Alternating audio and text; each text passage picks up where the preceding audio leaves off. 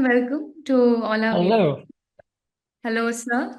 Today we have a very special guest with us. We have Dr. Stephen Whitehead, who is an internationally renowned sociologist, researcher, writer on gender, sexuality, education for over 2 decades now, and originator of the concepts of total inclusivity and totally inclusive self love.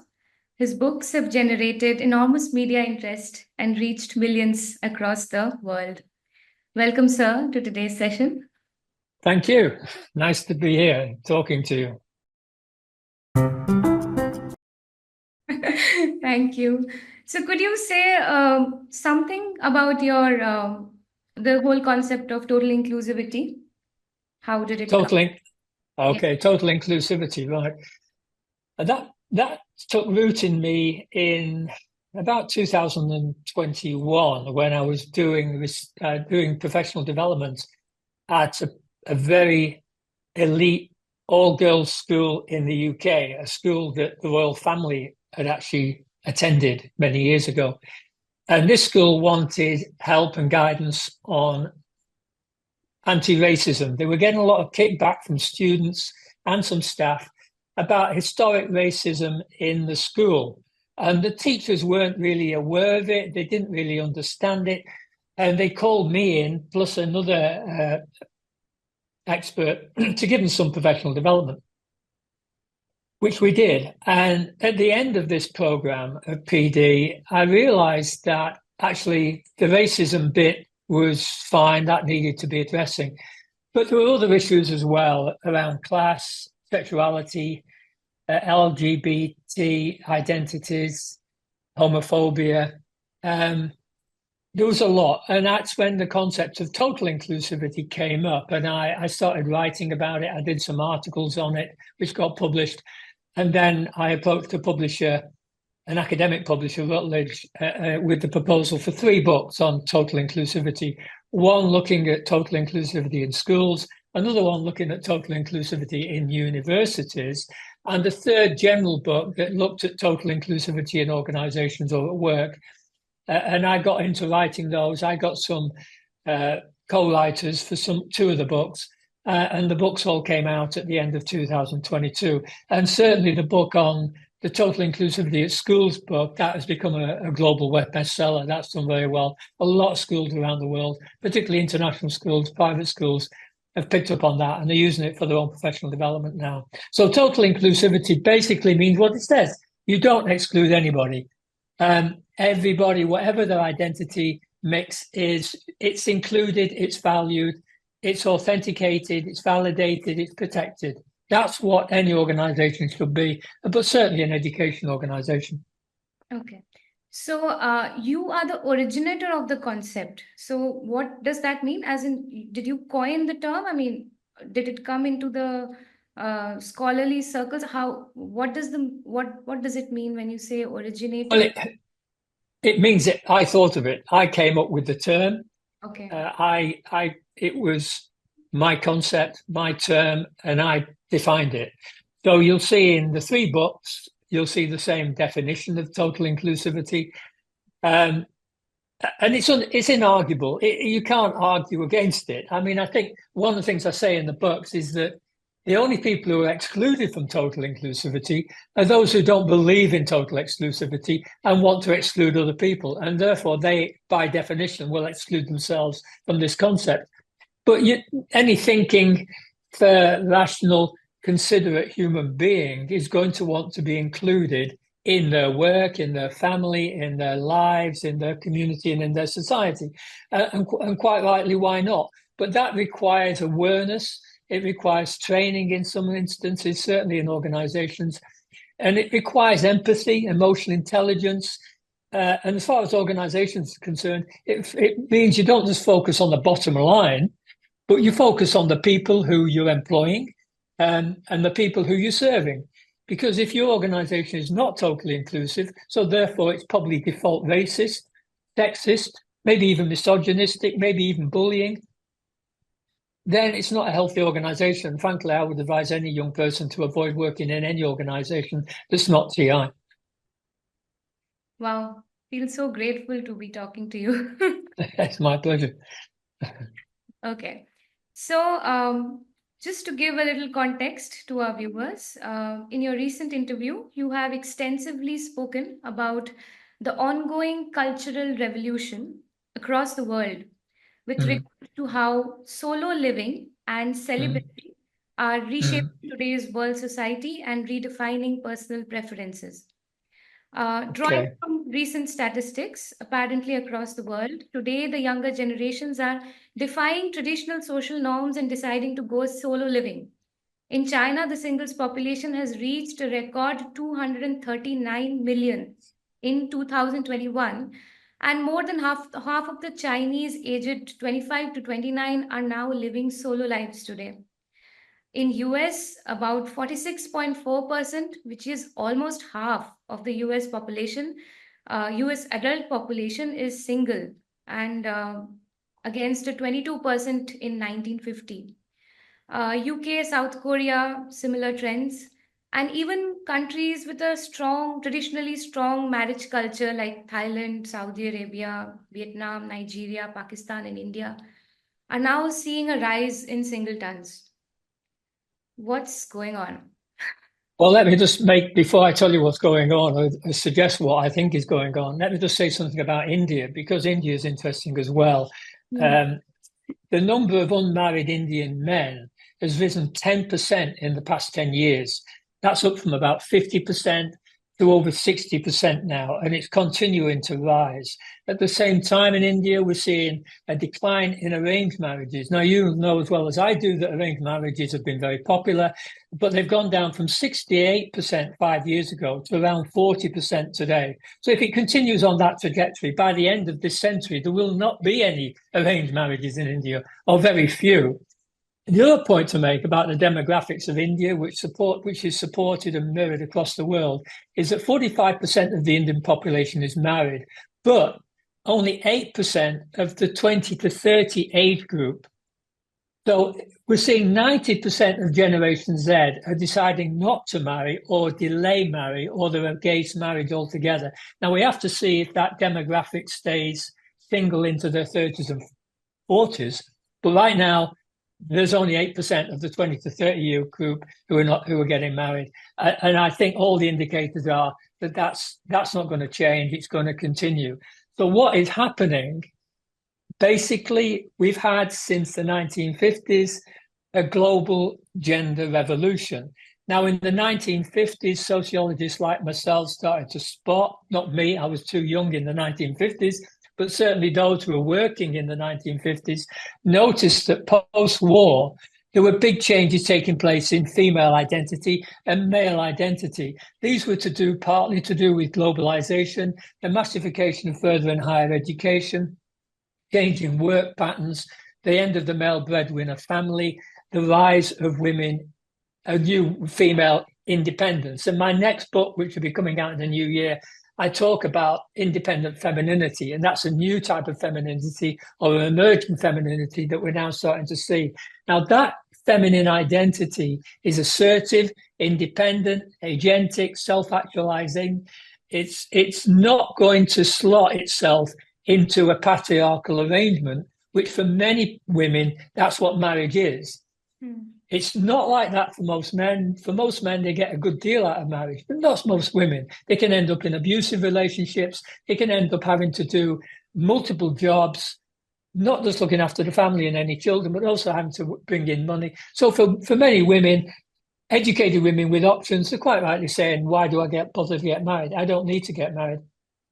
So this change started in the 1950s. We're now into the full-blown revolution. So what governments are waking up to is the fact that around the world we're seeing not just a decline in birth rates in most countries, but a decline in marriages, a rise in divorces, a rise in number of single people.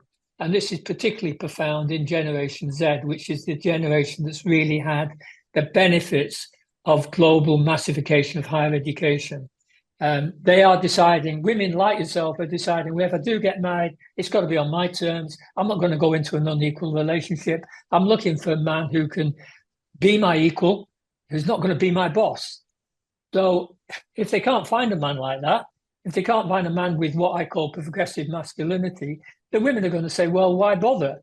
And frankly, I think in countries like India, I have to say, unfortunately, I don't think you've got a lot of progressive men. I think most of the men in India will be traditional minded. They'll be patriarchal orientated, even if they don't realize it.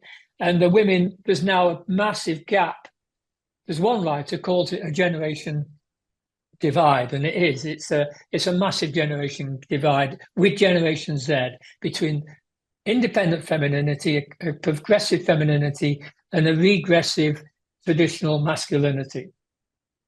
Men and women are growing apart. That's basically where we are now. So we'll come to India in a bit. Let's start with Japan. Okay. Yeah. So researchers claim that there's this Japanese phenomenon called ohitori-sama, That's right. which translates loosely as being single and not caring about anyone else, if I'm right. Yep. Yep. So if you can just break this down for us, because in Japan, this has gone to a different level altogether. Oh, it has. Yeah. And do you think this is coming as a response to the constant need for social acceptance? Is it like a response to the hyper-globalized world of social media? Why do you think this has come up? I mean, well, Japan is particularly interesting, and the question is whether what we're seeing in Japan today is going to emerge around the rest of the world. The signs are it might. I've got one of my children is a boy, a man in his 20s, is withdrawn, and he lives in the UK, and he's an expression of this desire to retreat from society. So what I see in Japan are three types of masculinity. One is traditional masculinity, and to identify traditional masculinity, let me say that back in the 40s and 50s, the 30s, 40s, 50s, you had a hyper-masculine military type of masculinity in Japan. And that which partly fueled the rise of Japanese empire and the conflict in the Second World War. Then after that, from the 60s onwards, you got a new type of masculinity, which was a salaryman masculinity, which was where the men devoted themselves not to the army or the armed forces, but to companies like Toyota, Honda. Now, where we are now is a generation of men who've come about certainly since the end of the 70s, probably into the 80s and 90s, who are rejecting both of that. They don't want the traditional military type of masculinity, but they can't see a new future for themselves. So what you've got are two responses to that, which is affecting women. One response is the emergence of a very feminine type of male in Japan. They're called grass eaters or herbivore men. If you Google these figures, these terms, you'll see them. And there's been a lot of research by sociologists in Japan on this very feminine type of masculinity. And the other type of masculinity, the one that you refer to, the Horitsumiura, is a rejection.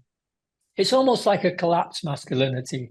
And in my book on toxic masculinity, I describe it as collapsed masculinity because it's not really an expression of anything. It's a retreat into oneself.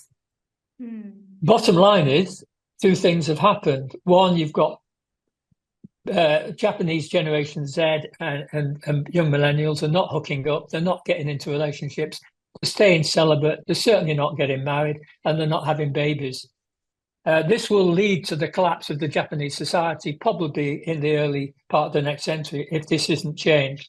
And we're already seeing dramatic effects on it. Now, whether this is going to get mirrored in the rest of the world, I don't know. But certainly the rest of the world are going in that direction. Again, what we're seeing is with Japanese society, we're seeing women becoming more confident, becoming more assertive, becoming more independent, becoming more agentic, deciding their options and choosing their options in a pragmatic, rational way. But the men, where does that leave the men? They're in a state where they can't gravitate towards the old traditional model. The jobs have gone, the work cultures have gone. What they're replacing it with Well, I say some men are going towards a more feminine expression, some are retreating from society altogether, and there will be some who will hang on to traditional values. But I think the traditional values don't have a future because that's not the way, that's not where the world is going right now. So we're looking at some very stark, disturbing demographics. And I think that if I was in the Japanese government, my priority would be how do I address this? Now, the Japanese government and Japanese organizations are trying to pay women to have children. It doesn't work. And it's not working in China either. The government's trying to incentivize women to have babies. And if a woman doesn't want to get married and have babies, there's no way money's going to make any difference. It's not going to work. There has to be other changes within society. Okay. Studies have estimated that by 2040, 50% of the population aged 15 or older are expected to live in single-person households. Mm. Does this worry you? I mean, how do you look at this analysis like this? Well, I've got 5 children and only one of them's married, and they're all over 25. And none of them have babies. I'm not a grandfather. I'm not a grandfather. And I think there's going to be many. I'm 75 years old with 5 children, and I'm not a grandfather.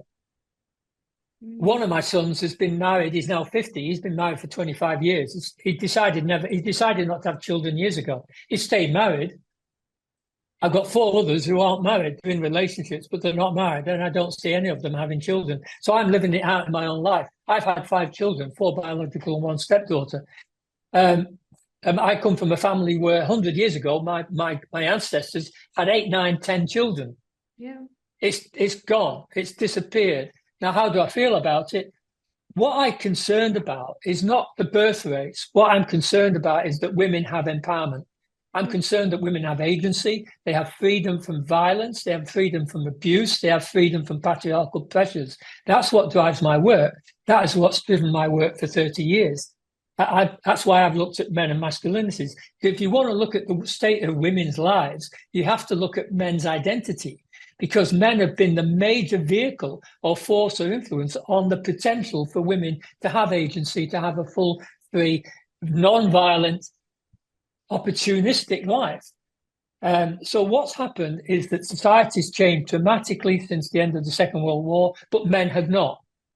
Women have changed dramatically, but men have not. So men are trying to catch up now. And the conversation you and I are having, which hope people may well read it, they read my articles, they read my books. There's certainly a lot more noise around men than there ever was before. When I did my PhD into men and masculinities in the early 1990s, I was one of a handful of sociologists who studied men and masculinities. Now, you put out a Google notice for something, a term like toxic masculinity, which I helped co-create. And there's hundreds, thousands of terms. This term is being used all the time in the mainstream media, not just in academia. So I'm pleased that this is coming about. But I don't worry for men, because I think men are changing. A lot of men, all men like me, with a liberal, progressive masculinity, and I think those men who can't change, then they're going to go the way of the dinosaur. They're going to become extinct because they have no purpose in society. Yeah. I mean, I listen to Teal Swan quite a bit. So, psychologist, and she's into self-improvement, self-healing, and all. So I remember her saying that, all of this is becoming so complicated, even for men to heal from, because, I mean, the traumas go so deep as to, how the way traditional men have behaved does not mean that every man is the same, but yet they have to deal with that. So it's even very complex for men also to get out of it, I think, because it's like, as a species, as a gender species, they're going in a different direction. So, I mean, I think it's completely confused. Masculinity is confused in today's day and age. Well, right? first of all, the thing to say is that there's more than one masculinity. There are multiple masculinities. And all that masculinity is a socially devised way of understanding or expressing or identifying the male species. So if you're born with a particular set of genitalia, then you're classified as male. And if you're born with the other set, you're classified as female. And that's a biological division. Mm. I have to say that there are more than two sexes, so let's just leave that aside for the moment. But let's stay with the two sexes. That biological division then manifests itself through society and has done through history as a social, cultural power divide. Now, the point is this, that if it's okay for men like myself who are progressive, don't want to be part of the patriarchal setup, but the irony is that all men benefit from patriarchy to some extent. It gives them advantages over work opportunities, over power over women, over able to express themselves. This has got to go. And that's why the point is that one of the things that a lot of feminists got wrong in the beginning is they felt that we just needed equality. A lot of liberal feminists like Betty Friedan, they said, we need liberal feminism will bring us equality. Mm. You can't have equality between men and women. Mm. And the reason is this, is because historically, men have had power over women. Mm. So for women to rise up, men have got to come down. Mm. Men have got to lose that power and authority over the female species. So they've got to lose the benefits of patriarchy. They've got to lose what Bob Connell, sociologist, called the patriarchal dividend. They've got to lose that. Mm. And that's the thing that they won't like. But that's what's coming. And I think if we can get to a state where there's equality, I don't think it'll ever be quite like that. I think it's going to be like that. And I see women rising. I see women asserting power. Women, they're going to get educated. They're going to be in positions of power. We're likely to see a first woman of the US presidency.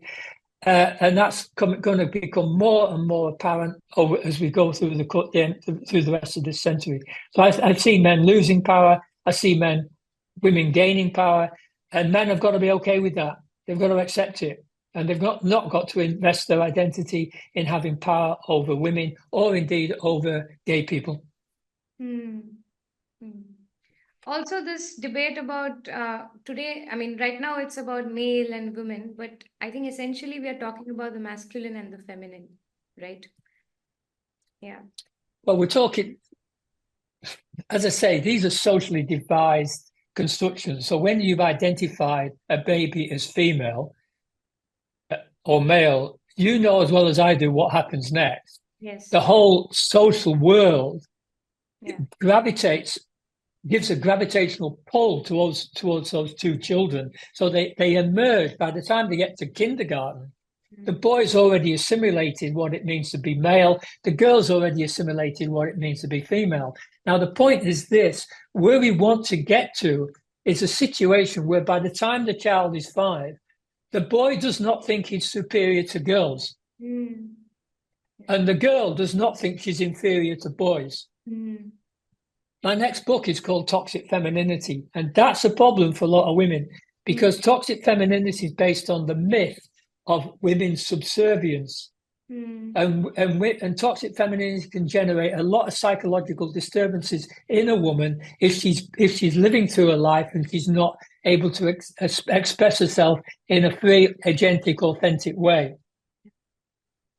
So this is going to need changes in the schools and education system in government. But at the moment, it's going to take time. It's going to take another 100 years. You may well see it in your lifetime.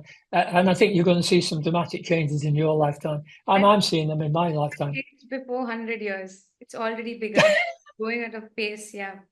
This is the fastest revolution we've ever had. Forget the communist revolution, forget religious revolutions. This gender revolution affects everybody, everywhere, and there's no escape from it. And you can't put women back in their patriarchal box. They're not going to go, and men are having to change. But we are going to get kickback. So expect there to be kickback. You're going to see more violence against women. You're going to see more hostility against women. You're going to see more misogynistic attitudes expressed on social media against women. But that's not going to be forever. That's going to be a kickback, I think, which will eventually go away because the next generation hopefully will change. But I have to say, on that point, just looking at America, we're in the middle of a US presidential election. Mm. If the women were not voting in America, Mm. if there were no women voting in America, Donald Trump would walk it Mm. because the men are voting for him, the women are not, by Mm. and large. So that is part of this gender diversion, global gender divergence that we're seeing. Um, in Japan, according to a recent study, about 40,000 people have died alone in their homes. Yeah, no. This is according to a study which happened in the first half of this year. And Mm. suicidal thoughts have been commonly reported amongst those living. So Yeah, this is not a small number which can be ignored. 40. no, it's not a small number. It's a lot of people for a country like Japan.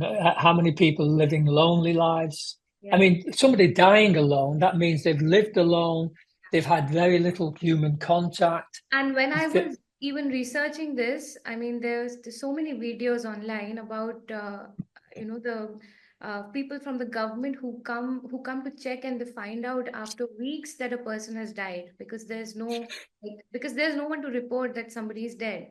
So they walk in and they come and they clean the place, and that's how they figure out that. And now that's happening in a scale like this. So, I mean, for me, this is reflective more of a deteriorating mental health situation for the Sure, masses. So, sure. fundamentally rooted in isolation and lack of healthy human connect. So, do you sense like a mental health pandemic which is coming up? I mean, I mean, it's not healthy for an old person to live alone. I wouldn't like to live alone. Fortunately, I'm living with my wife and a stepdaughter and one of my sons in Thailand. It's to be alone is not, when you get older, is not a good thing. It will generate depression, mental health issues, it's not just and and for old and, people. It's and not just for old people, for everybody. have died, of course, but I mean, so the entire country is basically living alone, and the old ones are dying alone. Never, I mean, for sure. But I mean, do you really think things are changing? We know, but like there is society which is evolving in a certain way and going ahead, and we are all dealing with the repercussions. But one side of it is things like these, so which is clearly pointing to a mental health situation going widespread. I think something we've got to factor in here, and that is AI. And what we're going to see, AI will replace human beings in relationships. We're already seeing that with men who are buying sex toys, robots Yeah. for sexual or intimate relationships or for companionship. We'll see more of that with women. AI is going to replace the human link in a lot of lives. Yeah. And the thing about AI, you can pretty much trust it, which you can't trust humans. And I'll give you an example with Korea at the moment. Korea is going through some major gender changes. Mm. South Korea. We're seeing a deep decline in the trust level between women and men in Korea, partly driven by things like deep fake porn, which has become endemic in Korea, male violences, misogyny. So women in Korea are saying, well, I don't only want to get married. It's not only I don't want to get married. I don't want to be with any men. I don't want to have a relationship with a man. I'm better off with AI. And the men are going to end up with AI because they'll have no choice because women won't be into relationships with them. Now, I'm generalizing, but there'll be a bigger and bigger percentage of taking on AI for companionship reasons. What that's going to mean for societies in the future, I can only guess. But for sure, we're not going to go back to where we were in the 1950s or 100 years ago. It's not going to happen. So society's changing dramatically. But I'd say part of the problem is that men are not changing. Women are changing. Why is it unreasonable for a woman to want to be independent? Yeah. Why is it unreasonable for a woman to want to have her own career, want to go to university? Yeah. Why is it unreasonable for a woman to decide whether or not she has children and how many children she has? It's not. It's entirely reasonable. Men have been making these decisions for themselves for centuries. Now it's women's turn. And women aren't going to give up on this power, on this agency, on this opportunity for choice. And I think many women, in many cases, a lot of women would be better off living solo lives than they will be living with a man, because most of the violence that takes place against women takes place in the home.